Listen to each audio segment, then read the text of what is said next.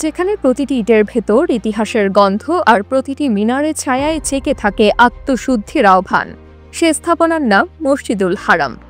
Saudi আরবের মক্কা নগরীতে অবস্থিত এই মসজিদ শুধু ইসলামের পবিত্রতম স্থানই নয়, এটি পৃথিবীর সবচেয়ে বড় মসজিদ হিসেবেও স্বীকৃত।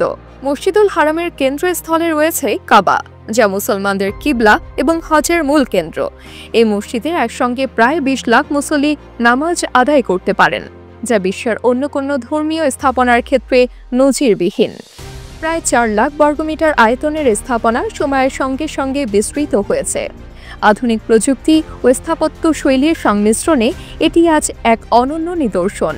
ইসলামের সূচনা লগ্নে নির্মিত এই মসজিদে ৬৩৮ খ্রিস্টাব্দ থেকে নামাজ আদায় হয়ে আসছে।